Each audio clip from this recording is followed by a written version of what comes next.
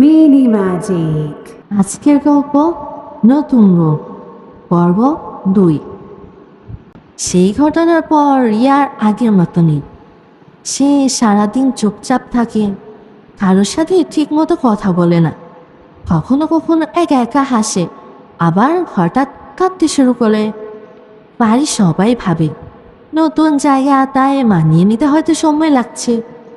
কিন্তু রিয়ার শাশুড়ি একদিন অদ্ভুত কিছু লক্ষ্য করল। রিয়া আয়নার সামনে দাঁড়িয়ে কারোর সাথে যেন কথা বলছে। আমি তো বলছি আমি চলে যাব না, এখন এই ঘর আমার। শাশুড়িটা খাটা দিয়ে উঠল। পরের দিন সকালবেলা নতুন বউ বাড়ির এক বৃদ্ধ কাজের লোককে ডেকে জিজ্ঞেস করলেন। লোকটা প্রথমে বলতে চাইছিল না, কিন্তু পরে ধীরে ধীরে বলল, এই ঘরে আগে আরেকটা বউ ছিল। সবাই চুপ। বিয়ের প্রথম রাতেই ও মারা যায়। কিভাবে? লোকটা কাপা গলায় বলল। লোকজন বলে ওটা আত্মহত্যা ছিল, কিন্তু আসল সত্য কেউ জানে না। ঘরের ভেতর যেন হঠাৎ ঠান্ডা হয়ে গেল। সেই রাতেই রিয়ার সামনে ঘুম থেকে হঠাৎ জেগে উঠল। সে দেখল রিয়া বিছানায় নেই, দরজা খোলা। সে ধীরে ধীরে বাইরে বের হলো। দেখল রিয়া ছাদের কিনারায় দাঁড়িয়ে আছে। চাঁদের আলোয় তার মুখটা অদ্ভুত লাগছে। সে দৌড় দিয়ে বলল, রিয়া তুমি এখানে কেন? রিয়া ধীরে ধীরে তার দিকে ঘুরে তাকালো, কিন্তু ওটা তো রিয়ার চোখ না। চোখ দুটো একদম ফাঁকা, মুখে এক ঠান্ডা হাসি। তুমি আমাকে ভুলে গেছো?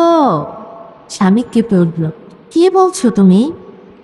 রিয়া অথবা অন্য কেউ ধীরে বলল, এই ঘর, এই জীবন সবই তো আমার ছিল। হঠাৎ রিয়ার স্বামীর মাথায় পুরনো স্মৃতি ভেসে উঠল।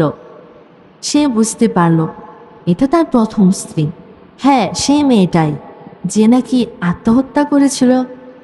কিন্তু আসলে সে নিজেই তাকে মেরে ফেলেছিল, কারণ সে অন্য কাউকে ভালোবাসত।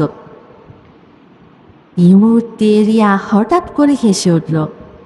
আমি ফিরে এসেছি, এবার তুমি কোথাও যেতে পারবে না। হঠাৎ রিয়ার পা পিছড়ে গেল। না, কেউ তাকে ঠেলে দিল। রিয়া ছাদ থেকে নিচে পড়ে গেল। পরদিন সবাই বলল এটা একটা দুর্ঘটনা। কিন্তু সেই রাতের পর থেকে প্রতিদিন গভীর রাতে ছাদের উপরে লাল শাড়ি পরা এক মেয়েকে দাঁড়িয়ে থাকতে দেখা যায়।